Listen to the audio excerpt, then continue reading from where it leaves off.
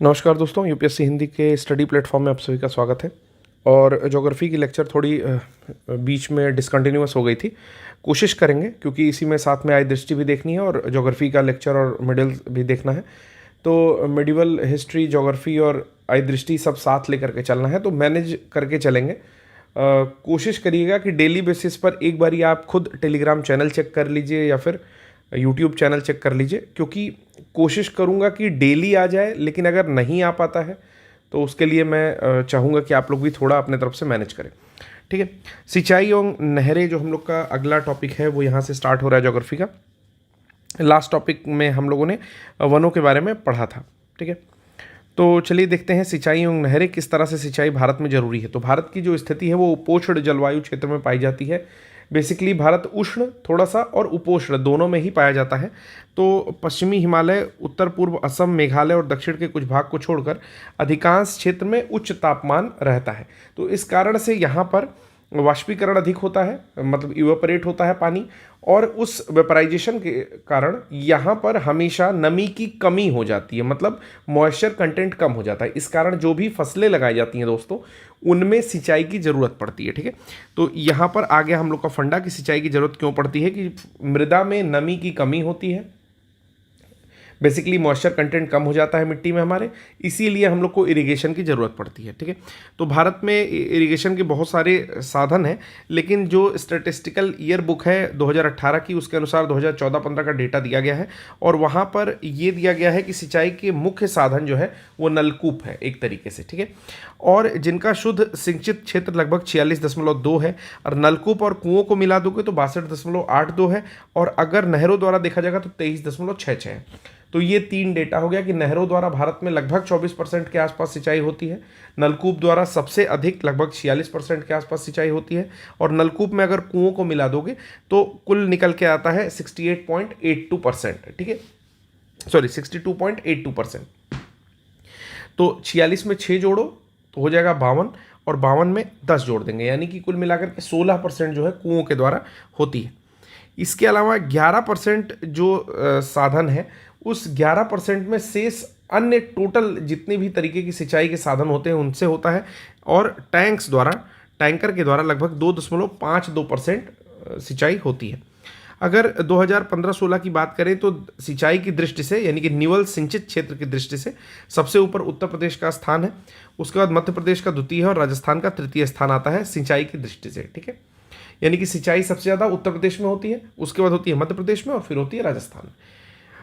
फिर 3 तरह की सिंचाई परियोजनाएं होती हैं, जिनको हम लोग स्मॉल इरिगेशन, मीडियम इरिगेशन और लार्ज इरिगेशन प्रोजेक्ट्स कहते हैं। ये ज़मीन के आधार पर होता है। जैसे जो स्मॉल इरिगेशन परियोजनाएं हैं, इसके लिए कम से कम 2 हेक्टेयर से कम की सिंचाई होती है, कि 2 हेक्टेयर का क्षेत्र होगा और 2 हेक्टेयर से कम का क्षेत्र होगा, और उसमें अगर सिंचाई करनी होगी चाहे किसी भी मेथड से, तो वो हो जाएगा आपका स्मॉल इरिगेशन प्रोजेक्ट। अब मेथड कौन कौन से यूज़ कर सकते हैं, तो कुआं यूज़ कर सकते हैं, नलकूप यूज़ कर सकते हैं, पंप सेट, तालाब, ड्रिप सिंचाई, स्प्रिंकल, एनीकट इत्यादि चीज़ें यूज़ कर सकते हैं। और 62% आपूर्ति जो है वो किस इरिगेशन प्रोजेक्ट के द्वारा होती है, तो वो स्मॉल इरिगेशन प्रोजेक्ट के द्वारा होती है। ठीक है, अगला है मध्यम सिंचाई परियोजना।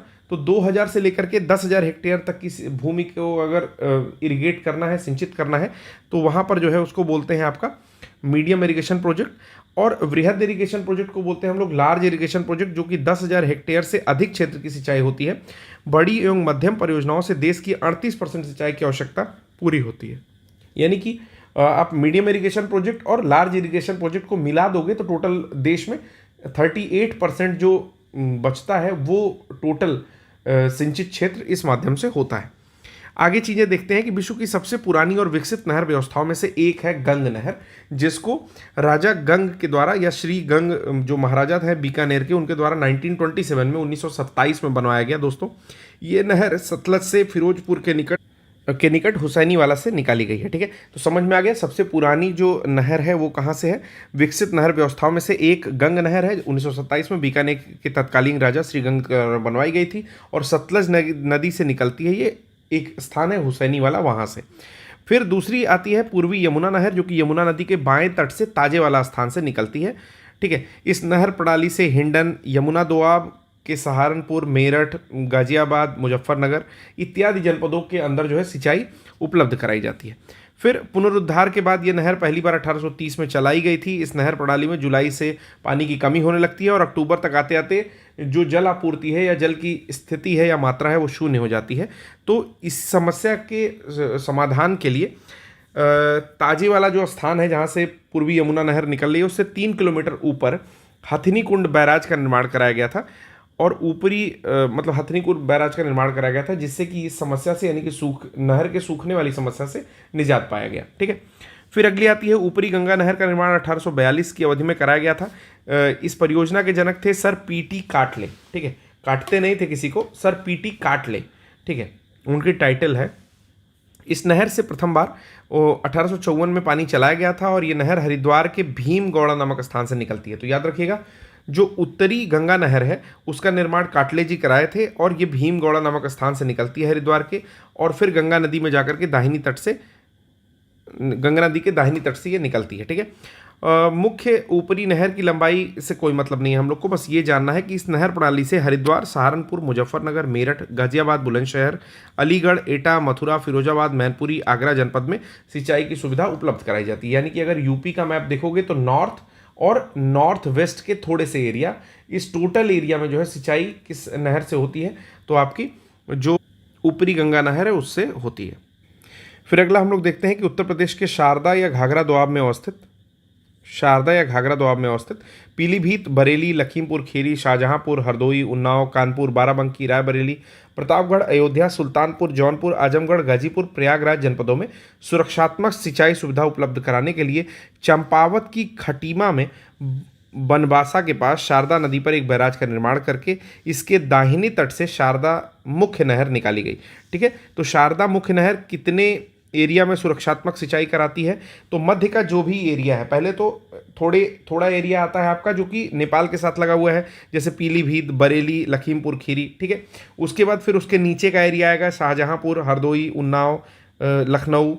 उसके बाद उसके नीचे का एरिया है बाराबंकी, रायबरेली साइड में, प्रतापगढ़, अयोध्या, सुल्तानपुर, जौनपुर। फिर उसके नीचे का आजमगढ़, गाजीपुर, प्रयागराज, ये सारे एरिया आते हैं। एक बारी मैप अगर यूपी का देखोगे तो ये सब कुछ आपको थोड़ा सा क्लियर हो जाएगा। ठीक है, क्योंकि यूपी विशेष में ही ज़्यादा नहरें इस तरह से निकली हुई हैं, इसी कारण सिंचित क्षेत्र भी पहले नंबर पर सबसे ज़्यादा है। तो चंपावत की खटीमा में बनबासा के पास शारदा नदी पर एक बैराज बना करके वहाँ के दाहिने तट से शारदा मुख्य नहर निकाली गई। मुख्य नहर की लंबाई से हम लोग को कोई मतलब नहीं है। ठीक है, बस सीधे हम लोग आते हैं इस परियोजना पर। 1918 में कार्य शुरू हुआ था और 1928 में समाप्त हुआ।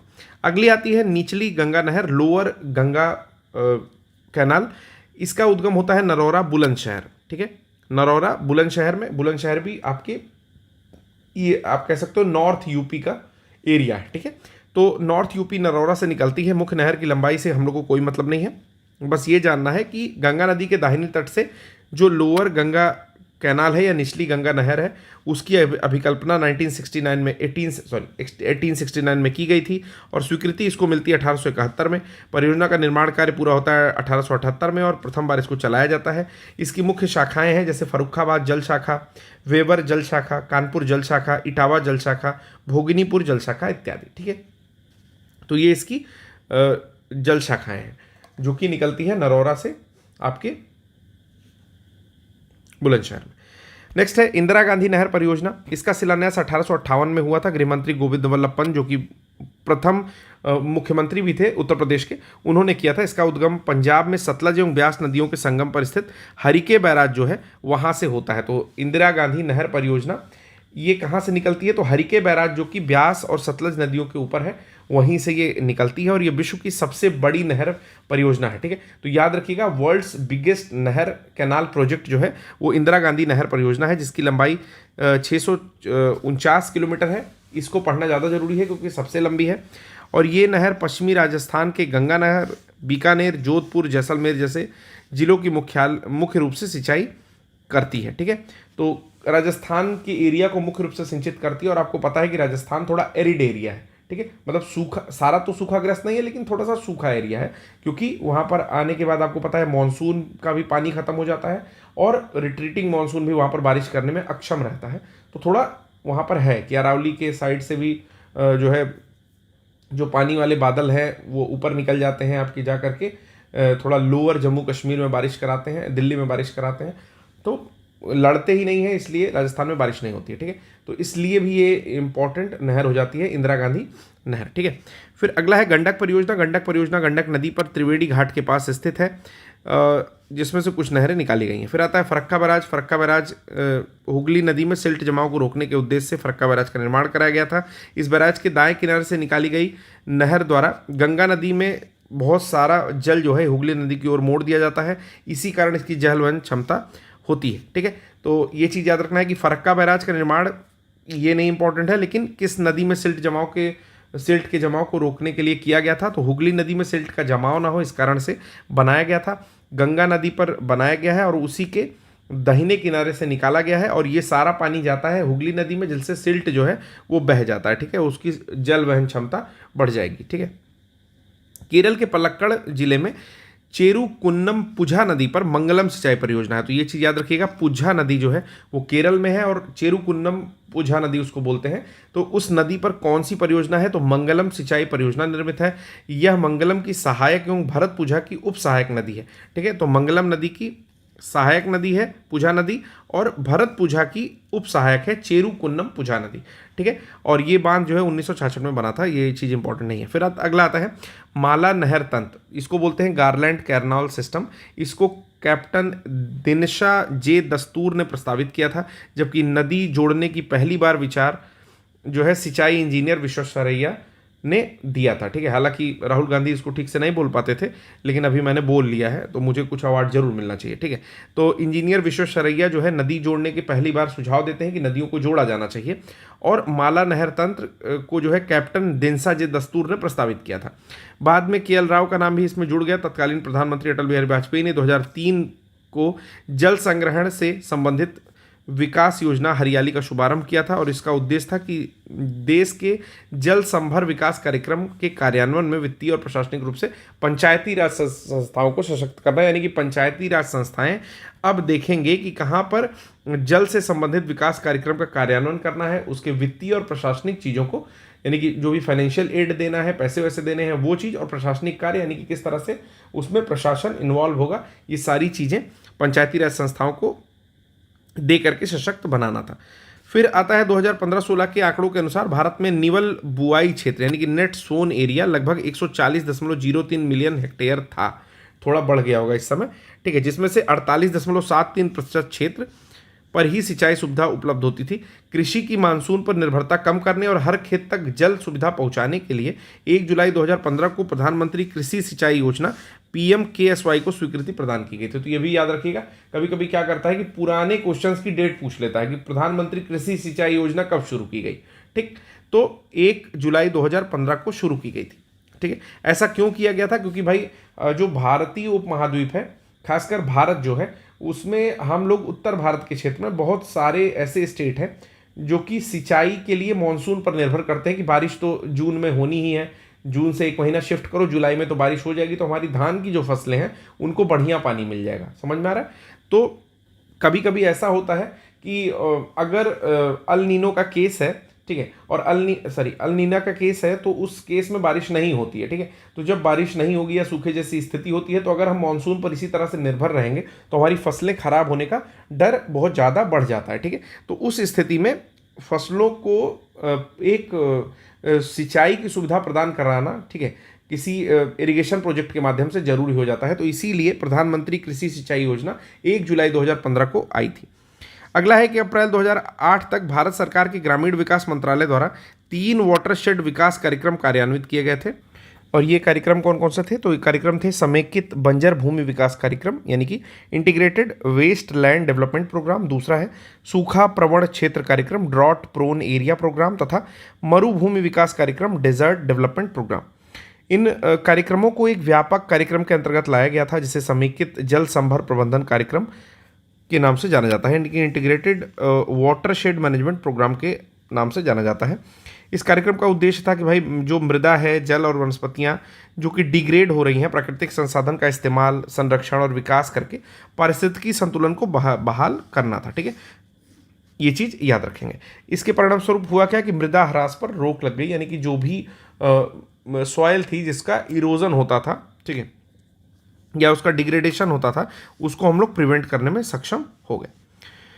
फिर आता है प्रायद्वीपीय भारत के बारे में। तो प्रायद्वीपीय भारत यानी कि जो निचला भारत है आपके, एक तरह से आपका जो अरावली के बाद श्रृंखलाएं हैं उसके बाद का जो मतलब भारत है, सतपुड़ा वाला बाद का क्षेत्र, तो वहाँ पर जो सिंचाई का एक मुख्य साधन है वो तालाब है दोस्तों, ठीक है। तो प्रायद्वीपीय क्षेत्र की जो भूमि है वो थोड़ी चट्टानी है, तो वहाँ नहरों और कुओं का आसानी से निर्माण संभव नहीं है। इसके अलावा प्रायद्वीपीय भारत की अधिकांश नदियाँ मौसमी है कि भाई मौसम में ही वो वहाँ पर पानी रहेगा, जबकि उत्तर भारत की नदियाँ पेरेनियल है, यानी कि वर्ष भर उसमें ग्लेशियर के थ्रू पानी आता है, तो वर्ष भर लगभग उसमें पानी रहता है, जिसके कारण साउथ इंडिया में या प्रायद्वीपीय भारत में, पेनिनसुलर इंडिया में नहरों में पानी का अभाव भी रहता है। ऐसी स्थिति में तालाब सिंचाई के प्रमुख साधन होते हैं, ठीक है। तो केंद्रीय भूमि जल बोर्ड द्वारा जारी रिपोर्ट के अनुसार भारत के राज्यों की सिंचाई के लिए उपलब्ध भूतल जल संसाधनों की दृष्टि से प्रमुख राज्यों में उत्तर प्रदेश, पंजाब, मध्य प्रदेश तथा महाराष्ट्र हैं, ठीक है। तो ये भी डेटा याद रख लीजिएगा कि सेंट्रल ग्राउंड वाटर बोर्ड कहता है कि leading state of India in terms of surface water resource. तो सरफेस वाटर रिसोर्स या भूतल जल संसाधन की दृष्टि से उत्तर प्रदेश है पहले नंबर पर, फिर पंजाब, फिर मध्य प्रदेश और फिर महाराष्ट्र आता है। तो ये भी डेटा नोट करिएगा कि सरफेस वाटर रिसोर्स या भूतल जल संसाधन की दृष्टि से ये 4 राज्य आते हैं कि उत्तर प्रदेश के बाद पंजाब, पंजाब के बाद मध्य प्रदेश और उसके पास महाराष्ट्र, ठीक है। फिर बात करते हैं कि Uttar Pradesh eight a glance 2019 के आंकड़े अगर देखे जाएं तो उसमें उत्तर प्रदेश के विभिन्न साधनों द्वारा शुद्ध सिंचित क्षेत्रफल का प्रतिशत वितरण अगर देखा जाए तो सबसे ज़्यादा उत्तर प्रदेश में नलकूप से सिंचाई होती है। तो ये भी प्रश्न पूछा हुआ है कि उत्तर प्रदेश की अगर बात की जाए तो सबसे ज़्यादा किस साधन से सिंचाई होती है, तो नलकूप से होती है 74.9%, ऑलमोस्ट 75%। 15% नहरों द्वारा होता है जो कैनाल्स है, 8.8% कुओं द्वारा होता है। अब इसका डेटा और घट गया होगा क्योंकि कुएं काफ़ी ज़्यादा जल स्तर गिरने से सूख चुके हैं।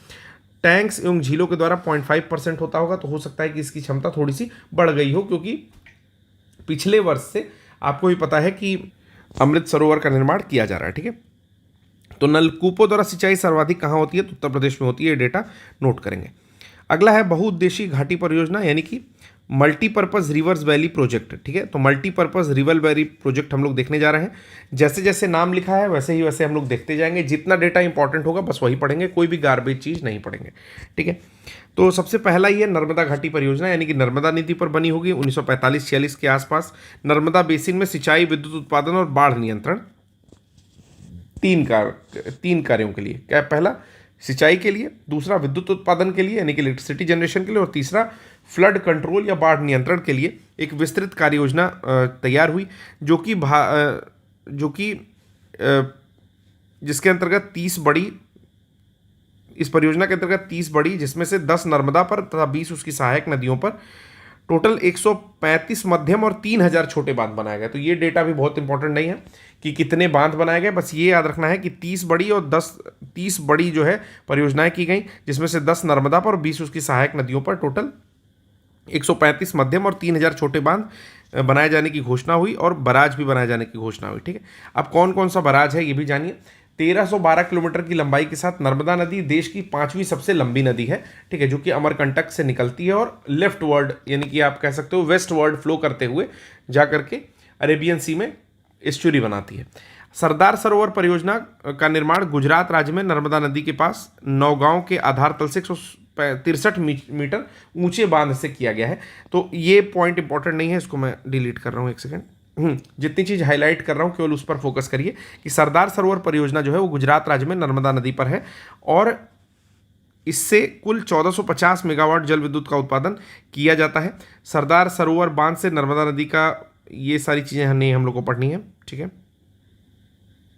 देखिए एक चीज़ पढ़नी है कि नर्मदा नदी के जल का 65.18% हिस्सा मध्य प्रदेश को प्राप्त होता है, जबकि गुजरात को 32.14% प्राप्त होता है। तो सरदार सरोवर के बारे में पता चला कि नर्मदा नदी पर है, गुजरात में बना हुआ है, जिसमें 65% जो जल है सरदार सरोवर बांध से नर्मदा नदी का वो मध्य प्रदेश को मिलता है और बाकी जो हिस्सा है 32.14% वो आपका गुजरात को दिया जाता है, ठीक है। परियोजना में उत्पादित विद्युत 57% की जो आपूर्ति है वो मध्य प्रदेश को मिलती है और इसके बाद महाराष्ट्र को 27% की आपूर्ति मिलती है, ठीक है। तो कुल मिलाकर के सरदार सरोवर से सर्वाधिक लाभान्वित यानी कि सबसे ज़्यादा जो प्रॉफिटेबल स्टेट है वो कौन सा है, तो मध्य प्रदेश है। तो ये भी चीज़ याद रखिएगा, hence Madhya Pradesh receive maximum benefit from Sardar Sarovar. Next आता है हम लोग का यहाँ पर सरदार सरोवर परियोजना से लाभान्वित होने वाले में 3 स्टेट टोटल आते हैं। पहला है गुजरात, राजस्थान और महाराष्ट्र। ठीक है, बिजली उत्पादन के लिए सबसे ज़्यादा किसको फायदा होता है, तो मध्य प्रदेश को होता है। जल सबसे ज़्यादा कौन यूज़ करता है, तो मध्य प्रदेश यूज़ करता है। ठीक है, उसके बाद जल कौन यूज़ करता है, तो गुजरात यूज़ करता है। ठीक है, लेकिन इलेक्ट्रिसिटी प्रोडक्शन में दूसरे नंबर पर कौन यूज़ करता है, तो महाराष्ट्र यूज़ करता है। ठीक है, चीज़ें क्लियर हो गई होंगी जितनी चीज़ें मैंने अभी आपको बताई हैं। सरदार सरोवर परियोजना का विरोध करने के लिए, क्योंकि देखिए जब भी कोई बांध बनता है, आप एक बार कभी गूगल करिएगा कि जो जो बांध बनते हैं उनसे कितनी बेनिफिट है और कितना लॉस है, तो आपको दिखाई देगा कि बेनिफिट के बारे में तो हम लोग को बताया जाता है, लेकिन जो भी वहाँ पर लोग रहते हैं या फिर ट्राइब्स रहते हैं या फिर जिनकी ज़मीनें हैं, जब मोस्टली ट्राइबल एरियाज़ में ही इस तरह के बांध बने हैं, ठीक है, या ऐसे एरियाज़ में बने हैं जो कि जहाँ पर गरीब पॉपुलेशन ज़्यादा है, तो ज़रूरी नहीं है लेकिन ऐसा हुआ है। ठीक है, चाहे आसवान डैम हुआ या फिर आपका चीन का 3 गॉर्जस डैम हुआ, तो ये सारे डैम जब बनते हैं तो एक बहुत बड़े लेवल पर वहाँ से लोगों को विस्थापित किया जाता है। ठीक है, और आपको जानकर हैरानी होगी कि उस विस्थापन के परिणामस्वरूप होता ये है कि बहुत सारे लोग जो है मालन्यूट्रिशन के बच्चे तो मालन्यूट्रिशन का शिकार हो जाते हैं, बहुत सारे लोगों की जॉब चली जाती है, लोग खाने के बिना डेथ कर जाते हैं। ठीक है, तो बहुत ही भयावह स्थिति होती है। अगर आप कभी गूगल करके इस चीज़ों को पढ़ोगे तो आपको समझ में भी आएगा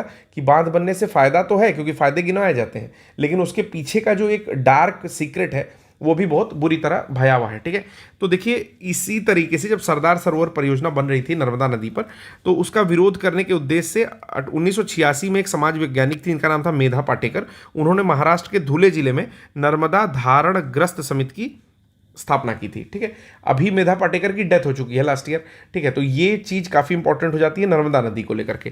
तो याद रखिएगा कि सरदार सरोवर जब बन रहा था तो मेधा पाटेकर 1986 में एक समाज विज्ञानी है वो, और उन्होंने महाराष्ट्र के धुले जिले में नर्मदा धारणग्रस्त समिति की स्थापना की, और 1989 में अनेक स्थानों पर स्थानीय संगठनों के विलय के साथ इस संगठन का नाम नर्मदा बचाओ आंदोलन कर दिया। तो जो मोस्ट फेमस नाम है मेधा पाटेकर के साथ वो नर्मदा बचाओ आंदोलन ही है। ठीक है, और नर्मदा मतलब कुल मिलाकर के इसका विरोध वो कर रही थी, ये फैक्ट आपको बता दिया। नर्मदा सागर परियोजना को इंदिरा सागर बांध भी कहते हैं। नर्मदा सागर परियोजना को इंदिरा सागर बांध भी कहते हैं।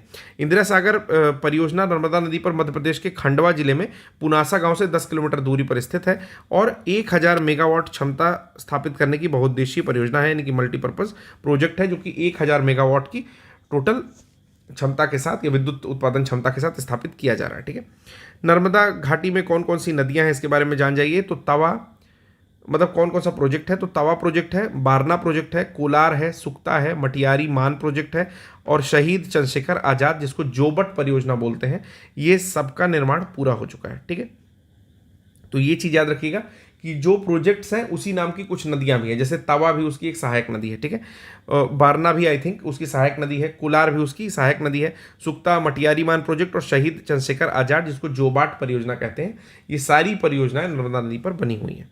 ठीक, नर्मदा नदी की सहायक नदी नदी पर मान परियोजना, हथिनी नदी पर शहीद चंद्रशेखर आज़ाद या जोबाट परियोजना स्थित है, और वेदा नदी पर अपर वेदा परियोजना का निर्माण किया जा रहा है। तो ये भी चीज़ याद रखिएगा कि किस नदी पर शहीद चंद्रशेखर आज़ाद, ये पॉइंट याद रखिए कि किस नदी पर शहीद चंद्रशेखर आज़ाद या जोबट परियोजना स्थित है, तो हथिनी नदी पर जोबट परियोजना स्थित है। ठीक है, अब दूसरा जो बांध है जो कि सबसे बड़ा बांध था या सबसे ऊंचा कह सकते हो, भाखड़ा और नांगल बांध, इसके बारे में बात कर लेते हैं। पहला है बहुउद्देशीय परियोजना की दृष्टि से जवाहरलाल नेहरू का एक मतलब दूरदृष्टिया कह सकते हैं प्रोजेक्ट था।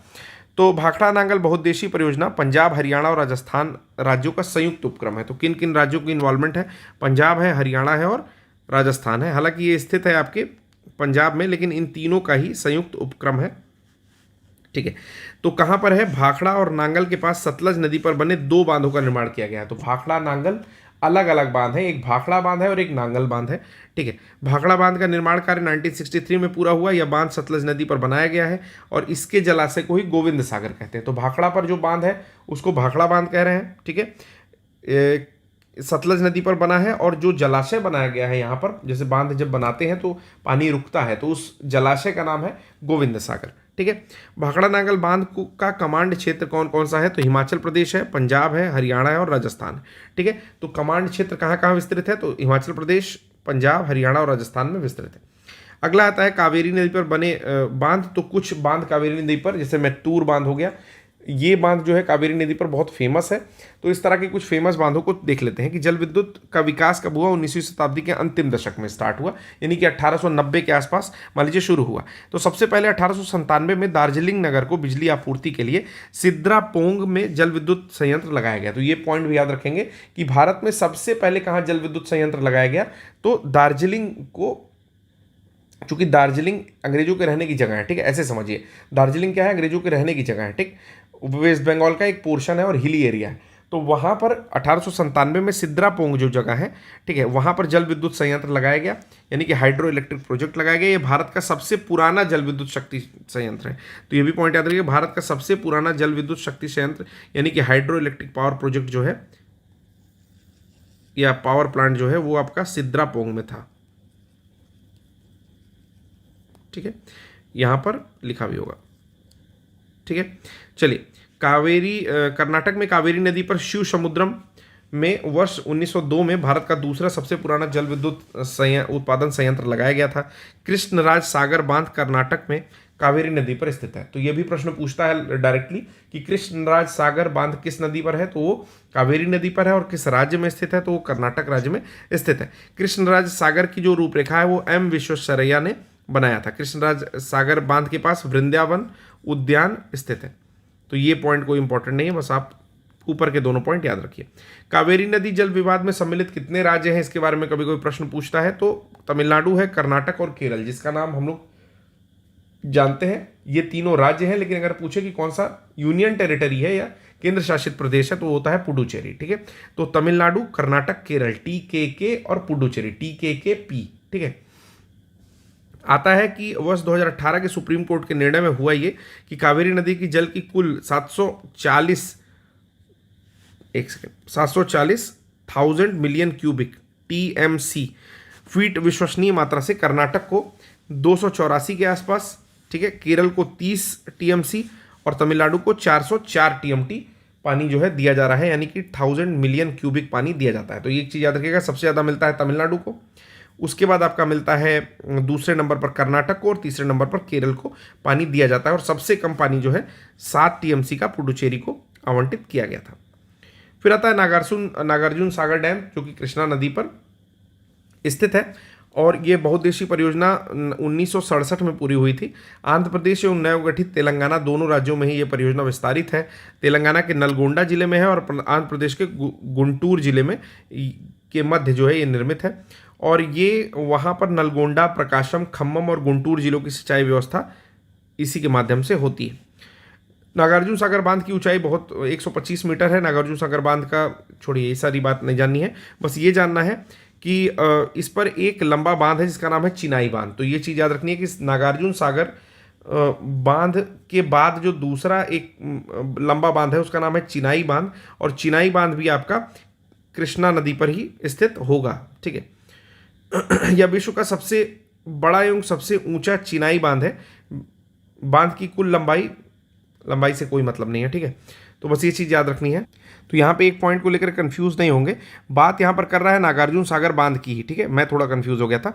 तो नागार्जुन सागर बांध जो है वो चिनाई बांध है, यानी कि अगर मैं इंग्लिश पढ़ा होता तो चीज़ें क्लियर होती। मैसनरी जो है वो बांध है, यानी कि चुन करके बना, जैसे ईंटें रख करके चिनाई होती है ना, ठीक है, जैसे घरों की चिनाई होती है, दीवार चिनाई जाती है, ठीक है, तो उस तरह से बना हुआ सबसे बड़ा, दुनिया का सबसे ऊंचा चिनाई वाला बांध है, जिसका नाम है आपका नागार्जुन सागर डैम। ये तेलंगाना में कृष्णा नदी पर बना हुआ है, हालांकि पानी दोनों लोग यूज़ करते हैं। ठीक है, तो विश्व का सबसे ऊंचा एवं बड़ा चिनाई बांध कौन सा है? तो नागार्जुन सागर डैम जो है सबसे ऊंचा और बड़ा चिनाई बांध है।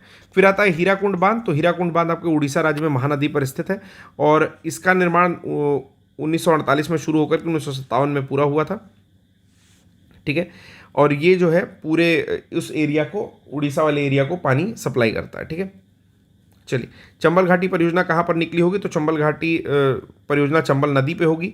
चंबल नदी जो है मध्य प्रदेश के महू के समीप विंध्यन श्रेणी में जानपाव की पहाड़ियों से निकलती है और इटावा के समीप ये जाकर के यमुना में मिल जाती है। ठीक है, उल्टी ऊपर की ओर बहती है चंबल और फिर जाकर के इटावा के समीप यमुना में मिल जाती है। यमुना की सहायक है चंबल, ठीक है, जो कि अपने रेवाइंस के लिए जानी जाती है। ठीक, कह रहा है कि चंबल नदी पर निर्मित जो चंबल परियोजना है वो राजस्थान मध्य प्रदेश की संयुक्त परियोजना है। तो 2 स्टेट इसमें शामिल हैं, एक तो मध्य प्रदेश है और दूसरा राजस्थान शामिल है। इस परियोजना के अंतर्गत गांधी सागर बांध जो कि मध्य प्रदेश में है, राणा प्रताप सागर बांध, जवाहर सागर बांध जो कि राजस्थान में है और राणा प्रताप सागर बांध ये भी राजस्थान में है, निर्मित किए गए हैं। तो देखिए, डायरेक्टली प्रश्न पूछता है बांधों पर, तो चंबल नदी लिखो, चंबल नदी के नीचे 3-4 पॉइंट लिखना है। जैसे गांधी सागर बांध मध्य प्रदेश चंबल नदी पर है, राणा प्रताप सागर बांध सीधा राजस्थान में है, चंबल नदी पर है, जवाहर सागर बांध सीधा राजस्थान में है, चंबल नदी पर है। ठीक है, गांधी सागर बांध चंबल नदी की 4 परियोजनाओं में प्रथम परियोजना थी। अब इसके बाद हम लोगों को कहानी नहीं पढ़नी है। ठीक है, राणा प्रताप सागर राजस्थान में स्थित है, जो कि कोटा से 30 किलोमीटर दूर जवाहर सागर बांध का निर्माण किया गया है। ठीक है, चलिए, टिहरी बांध परियोजना तो आपको पता चल चुका होगा। टिहरी जो है ऊपर के साइड में उत्तराखंड में है, तो वहां पर भागीरथी नदी है और भागीरथी और भिलंगना के संगम से थोड़ा आगे जो है टिहरी जिले में टिहरी बांध का निर्माण किया गया है। तो 2 नदियां हैं बेसिकली, पहला है भागीरथी और उसी के साथ भिलंगना, उन्हीं के संगम से थोड़ा आगे जो है टिहरी बांध का निर्माण हुआ है। इस बांध का मुख्य उद्देश्य क्या था कि भागीरथी और भिलंगना नदियों का अतिरिक्त जल जो है उसको संग्रह करना और उसको सिंचाई, बाढ़ नियंत्रण और विद्युत उत्पादन के लिए प्रयोग करना। ठीक है, कब इसका निर्माण हुआ? तो 72 में इसकी स्वीकृति हुई और 78 में इसका निर्माण हुआ। 1900 परियोजना के लिए टिहरी जल विद्युत विकास निगम की स्थापना की गई, that is Tehri hydro electric development corporation. ठीक है, फिर आता है कि इसकी देश का सबसे ऊंचा बांध कौन सा है? तो टिहरी बांध है, जो कि 260 मीटर ऊंचा है। अगर इसका फीट में निकालोगे तो मल्टीप्लाइड बाय लगभग 3 कर देना, तो वो चीज़ें निकल जाएंगी। ठीक है, देखिए, जब ये बांध बन रहा था टिहरी बांध भी, तो उसके लिए भी लिखा हुआ है कि इसके विरोध का मुख्य कारण था कि भाई वहाँ पर भूकंप आने का जो संभावना है या आपका अर्थक्वेक ग्रेडियंट जो है बहुत ज़्यादा है, पर्यावरण को क्षति हो सकती है और लोगों के विस्थापन से भी वहाँ पर लोग प्रभावित हो रहे थे। तो जैसा मैंने बताया कि जब भी डैम बनता है लोग विस्थापित होते हैं और वो कहीं के नहीं रह जाते बेसिकली। ठीक है, फिर आता है दामोदर घाटी परियोजना। तो दामोदर नदी आपको पता है कि हुगली की सहायक नदी है और बंगाल का शोक कही जाती है। इस परियोजना की रूपरेखा जो थी वो संयुक्त राज्य अमेरिका की टेनेसी, अब ये पॉइंट याद रखेंगे, टेनेसी घाटी परियोजना के आधार पर की गई थी। ठीक है, जो कि संयुक्त राज्य अमेरिका की नदी है। तो अगर ये पूछता है कि कौन सी नदी परियोजना अमेरिका की टेनेसी घाटी परियोजना के आधार पर की गई थी, तो दामोदर नदी घाटी परियोजना जो है वो टेनेसी नदी के आधार पर की गई थी और इसका निर्माण हुआ था 1948 में। कुछ बांध है जो कि दामोदर नदी की सहायक नदियां बराकर पर बनाए गए हैं, जैसे मैथॉन बांध, बेल पहाड़ी और तिलैया बांधों का निर्माण दामोदर की सहायक नदी जो बराकर नदी है उस पर किया गया है। ठीक है, और दामोदर नदी घाटी परियोजना के प्रथम चरण में ये सारा निर्माण किया गया। फिर आता है दामोदर घाटी परियोजना के अंतर्गत ही तिलैया बांध जो है कोडरमा जिले में बराकर नदी पर हुआ है। तो ये भी पॉइंट याद रखेंगे कि तिलैया बांध जो है वो कहाँ पर है, तो आपके कोडरमा जिले में स्थित है और बराकर नदी पे हुआ है और ये दामोदर घाटी परियोजना के अंतर्गत ही इसका निर्माण, तिलैया बांध का निर्माण हुआ है। ठीक है, उसके अलावा कुछ और बांध है, जैसे कोनार बांध कोनार नदी पर हुआ है हजारीबाग जिले में, दामोदर के संगम से 24 किलोमीटर दूर हुआ था। ये सब नहीं पढ़ेंगे। ठीक है, फिर मैथॉन बांध कहाँ है? ये भी बराकर नदी पर ही हुआ है, झारखंड में हुआ है। ठीक है, तो ये पढ़ लेंगे, ये इंपॉर्टेंट लग रहा है, इसको हाईलाइट करता हूँ। ठीक है, चलिए अगला देखते हैं। पंचेत हिल बांध दामोदर नदी मैथॉन से 20 किलोमीटर दूरी पर धनबाद झारखंड में स्थित है। ठीक, दामोदर घाटी परियोजना के अंतर्गत दुर्गापुर बैराज से 2 नहरें निकाली गई हैं। इन नहरों में वर्धमान, हुगली और हावड़ा जिलों की भूमि संचित होती है। ठीक, तो दामोदर घाटी परियोजना पर बहुत सारे बांध हम लोग को देखने को मिले। एक बार चीज़ें आप लोग फिर से पॉज करके 10 सेकंड पीछे जा करके रिवाइज कर लीजिए। एक बात और बताना चाहता हूँ कि मेरा लेक्चर खुद ही बहुत तेज मैं बोलता हूँ। ठीक है, तो 1.25x से ज़्यादा एक्सीड मत किया करो अगर मैं तेज़ी के साथ बोल रहा हूँ। अगर मैं धीरे धीरे बोल रहा हूँ तो 1.5 या 1.75 आप रिविजन के टाइम में कर सकते हो। विविध परियोजनाओं की बात करें तो एक बार फिर से इसको जो है सारा कुछ देख लेते हैं। चलिए विविध परियोजनाओं को भी देख लेते हैं। Miscellaneous projects. चलिए, भारत में जो भी बहुउद्देशीय नदी घाटी परियोजना है, यानी कि मल्टीपर्पज़ जो आपका वाटर या रिवर वैली प्रोजेक्ट्स हैं, उनसे सिंचाई की सुविधा के अलावा बाढ़ नियंत्रण या फिर पीने के लिए पानी या फिर हाइड्रो इलेक्ट्रिक प्रोजेक्ट यानी कि जल विद्युत यानी कि बिजली बनाते हैं, नहरें निकालते हैं, आवागमन के लिए, आप परिवहन के लिए यूज़ करते हैं और पर्यटन अनेक कार्य किए जाते हैं। ठीक है, इसी कारण उसको बोला है मल्टीपर्पज़, कि ऐसा नहीं है कि केवल जो है सिंचाई की सुविधा के लिए इस तरह की घाटी परियोजनाएं बनाई गई हैं, बहुउद्देशीय है, यानी कि 5, 6, 7 काम और कर सकते हैं। तो भारत में सबसे पहले जल विद्युत संयंत्र की स्थापना कहाँ हुई थी, ये मैंने आपको पॉइंट बता दिया है, फिर भी बता दे रहा हूँ। 1897 में पश्चिम बंगाल के दार्जिलिंग में सिद्रापोंग एक स्थान है, वहाँ, या सिद्राबाग भी उसको बोलते हैं, वहाँ पर सबसे पहले हुई थी। भारत और भूटान को लेकर के चूखा परियोजना चलती है। इंग्लिश में चूखा लिखता है, कहीं कहीं पर खा लिखता है, इसमें क लिखा हुआ है, तो चूखा परियोजना है। इसके अलावा भी बहुत सारी परियोजना जो है भूटान को लेकर के भारत चला रहा है। ठीक, फिर कहता है कि चूखा बांध परियोजना जो है भूटान में वांगचू अथवा रैदक नदी की धारा के ऊपरी भाग में स्थित है। 1974 में इसका निर्माण कार्य भारत सरकार की पूर्ण वित्त पोषित इकाई के रूप में प्रारंभ किया गया था। इसमें 60% अनुदान और 40% ऋण के रूप में दिया गया था। ठीक है, अब इसके बारे में बहुत ज़्यादा नहीं पढ़ना है। फिर आता है इडुक्की बांध परियोजना, जो कि केरल में पेरियार नदी पर स्थित है। इस पर बहुत बार प्रश्न भी पूछा है कि इडुक्की बांध परियोजना किस नदी पर है, तो याद रखिएगा पेरियार नदी जो कि केरल में बहती है उसी पर इडुक्की बांध परियोजना है। और ये बांध एशिया के सबसे बड़े आर्क डैम या आर्क डैम ही बोलेंगे, आर्क डैम में से एक है। तो सबसे बड़ा नहीं है, सबसे बड़े में से कोई एक है। ठीक है, तो इडुक्की बांध की ऊंचाई लगभग 554 फीट है। यह बांध 2 पर्वतों जिसका नाम है कुरावन माला और कुराथी माला के मध्य स्थित है। तो ये भी अगर पूछ ले आप लोगों से कि जो इडुक्की बांध है वो किन 2 पर्वत श्रेणियों के बीच में स्थित है, तो कुरावन माला और कुराथी माला के बीच में स्थित है। फिर आता है तेलुगु गंगा परियोजना, जो कि महाराष्ट्र, तमिलनाडु, आंध्र प्रदेश और कर्नाटक राज्य की संयुक्त परियोजना है। फिर से सुन लीजिए, तेलुगु गंगा परियोजना महाराष्ट्र, तमिलनाडु, आंध्र प्रदेश और कर्नाटक राज्य की संयुक्त परियोजना है, जो कि कृष्णा नदी से जलापूर्ति प्राप्त करने वाली इस परियोजना में तमिलनाडु के चेन्नई नगर को पेयजल प्राप्त होता है। तो अगर ये पूछे कि तमिलनाडु के चेन्नई नगर को किस परियोजना से जल प्राप्त होता है, पेयजल प्राप्त होता है, तो ये याद रखिएगा कि कृष्णा नदी पर एक तेलुगु गंगा परियोजना है, वहीं से जो है मद्रास या चेन्नई को पेयजल प्राप्त होता है, जो पोर्टेबल वाटर है, पीने योग्य पानी है, वो प्राप्त होता है। तेलुगु गंगा परियोजना आंध्र प्रदेश में स्थित है। मेट्टूर परियोजना तमिलनाडु में कावेरी नदी पर है। ये मैंने आपको डिस्कस भी किया था, उस समय ये नहीं दिया हुआ था, तो मेत्तूर जो है, कभी कभी मेत्तूर लिखता है इसको। ठीक है, मेट्टूर। ठीक है, तो मेट्टूर जो है वो जो बांध है, ये परियोजना कावेरी नदी पर है। ये पॉइंट याद रखिएगा, प्रश्न में पूछता है। अगला आता है मयूराक्षी परियोजना। ये पश्चिम बंगाल एवं झारखंड दोनों राज्य इससे लाभान्वित होते हैं। इस परियोजना के तहत झारखंड में मयूराक्षी नदी पर ही कनाडा या मसनजोर बांध निर्मित किया गया है। मयूराक्षी परियोजना से 2.51 लाख हेक्टेयर भूमि की सिंचाई की जाती है। ठीक है, तो ये चीज़ याद रखनी है, मयूराक्षी नदी पर ही कनाडा या मसनजोर बांध निर्मित किया गया है।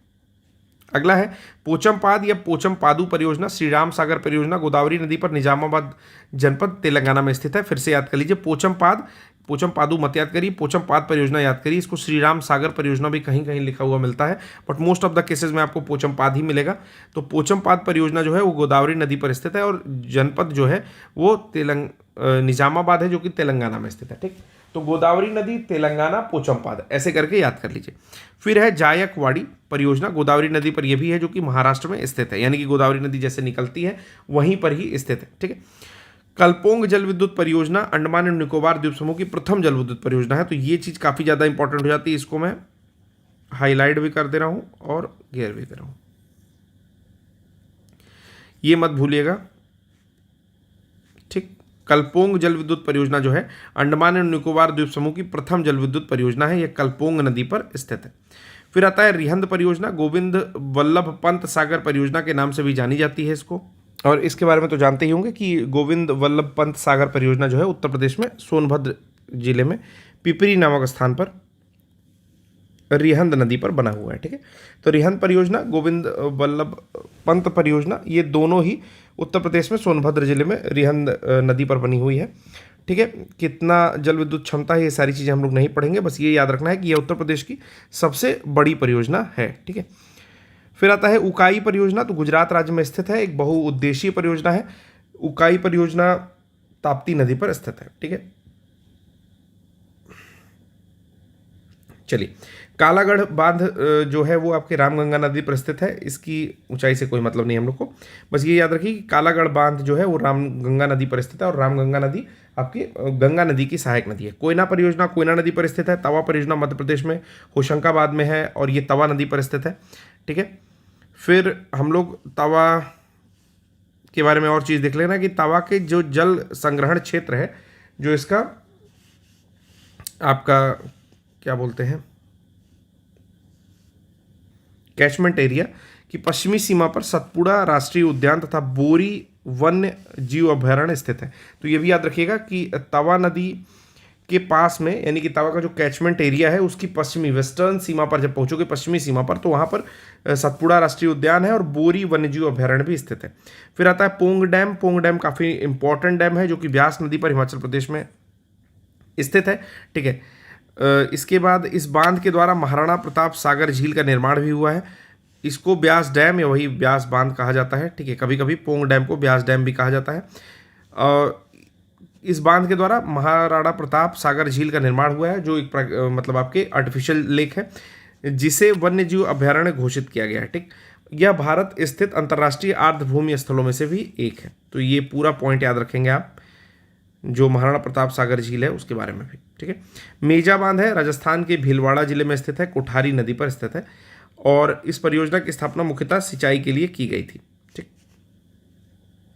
और ये जो कोठारी नदी है उसका उद्गम राजसमंद जिले में देवगढ़ से अरावली पहाड़ी के पास से ही होता है। तो ये भी पॉइंट याद रखेंगे कि मेजा बांध कहाँ स्थित है। पहला पॉइंट, तो मेजा बांध स्थित है आपका राजस्थान में। किस नदी पर स्थित है, तो कोठारी नदी पर स्थित है, जो कि अरावली के फुटहिल्स से निकलती है। चलिए, फिर आता है तुलबुल परियोजना। तो तुलबुल परियोजना एक नौवहन परियोजना है, यानी कि नावें इसमें चल सकती हैं, जो कि जम्मू कश्मीर में झेलम नदी पर स्थित है और इसको भारत में तुलबुल नौवहन परियोजना कहते हैं, यानी कि Tulbul navigation, I think navigation project कहेंगे, सही है। और जबकि पाकिस्तान में इसको कहते हैं वूलर बैराज। ठीक है, जबकि पाकिस्तान इसको क्या कहता है, वूलर बैराज। 1984 में वूलर झील के मुहाने पर झेलम नदी पर इस बैराज का निर्माण का कार्य प्रारंभ किया गया था। इस परियोजना पर भारत और पाकिस्तान के मध्य विवाद तब आया जब 1987 में पाकिस्तान द्वारा इसके निर्माण कार्य को 1960 की संधि का उल्लंघन मानते हुए रोकने की मांग की गई।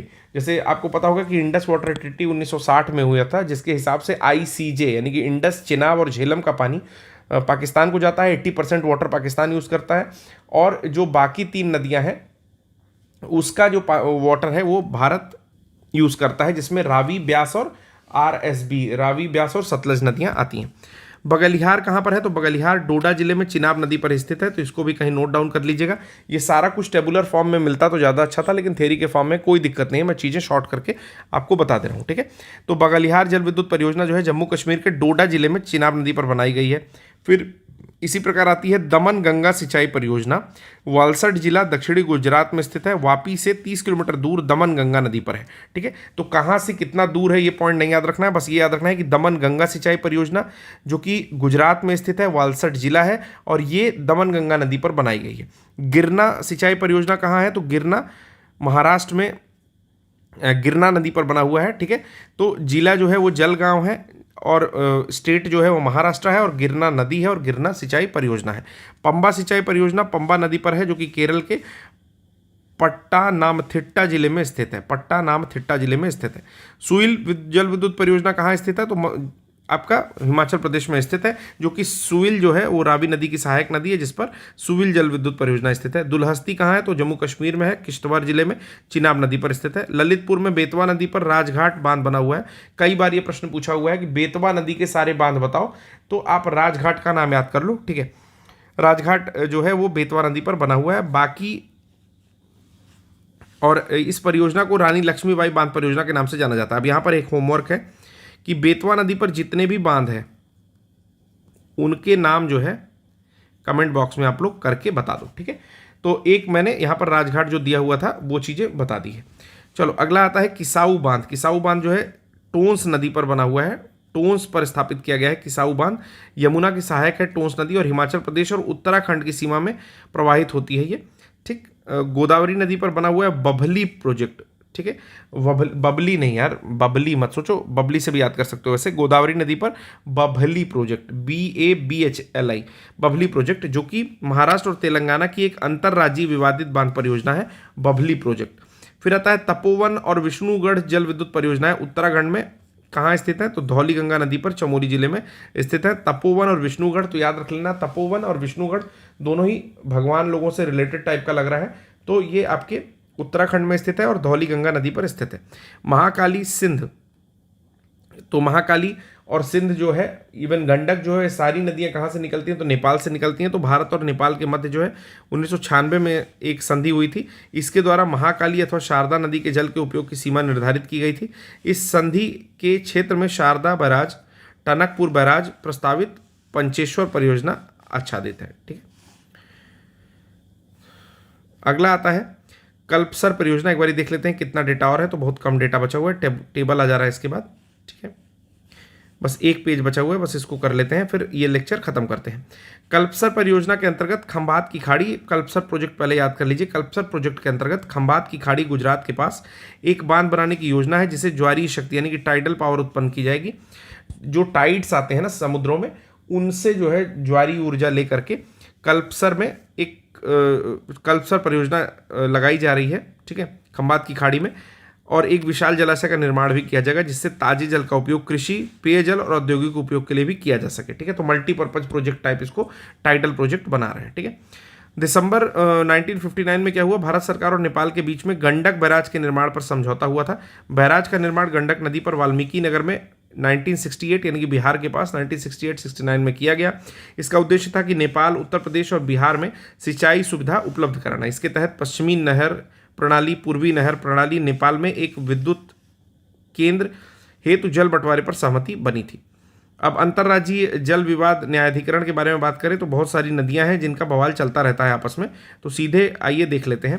पहला है महानदी, तो महानदी का उड़ीसा और छत्तीसगढ़ में बवाल चलता है। ठीक है, और इस न्यायाधिकरण का यानी कि इस ट्रिब्यूनल का निर्माण जो हुआ था, गठन जो हुआ था 2018 में हुआ था। कृष्णा नदी, तो कृष्णा नदी 2004-2006 बार बार जो है बवाल चलता है। आंध्र प्रदेश, कर्नाटक, महाराष्ट्र पुनर्गठन के पश्चात तेलंगाना भी इसमें शामिल हो गया है। तो कृष्णा नदी का जो ट्रिब्यूनल है, ठीक है, वो आपका इन 4 राज्यों में इनका बवाल चलता है। ठीक है, वंशधारा नदी है, वंशधारा नदी में उड़ीसा और आंध्र प्रदेश को लेकर के जो है थोड़ा विवाद है, तो वंशधारा के लिए भी ट्रिब्यूनल गठित हुआ है। फिर है मांडोवी नदी जो कि गोवा की नदी है, तो गोवा, कर्नाटक और महाराष्ट्र को जल को लेकर के इन तीनों स्टेट्स में थोड़ा सा विवाद चलता है।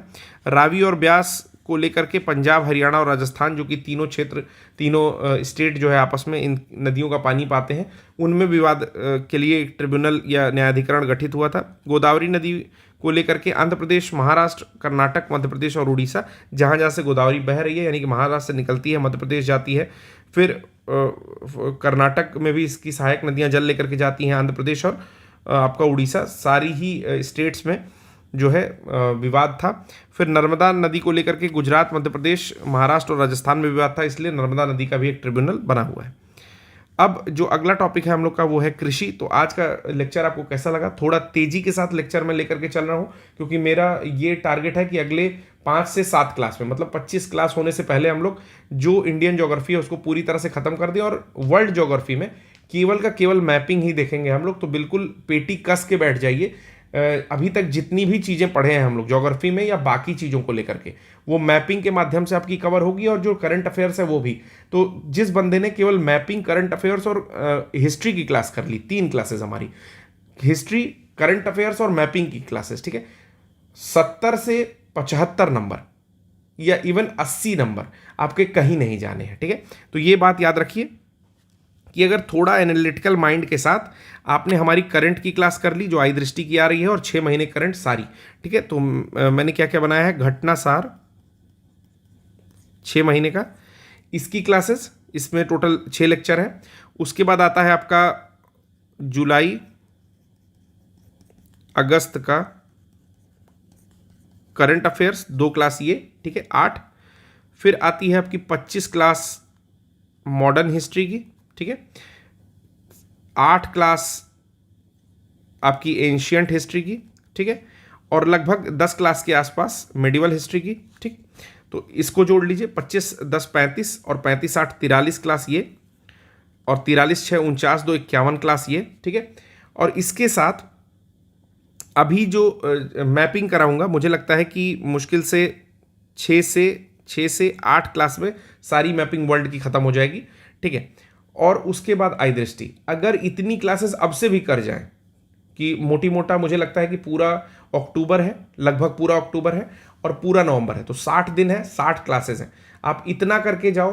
पूर्व ज्ञान अगर आपके पास है, साइंस वाइंस पढ़ के रखे हो, या फिर जो भी आपको एक आध सब्जेक्ट और अच्छे लगते हैं, पॉलिटी अच्छी लगती है, ठीक है, तो आर्टिकल्स वर्टिकल्स देख के रखे हैं, तो मैं बता रहा हूँ 80 मार्क्स नियर अबाउट, मतलब 70 से 80 मार्क्स केवल इन वीडियोस के माध्यम से आपके फंस जाएंगे, ठीक है।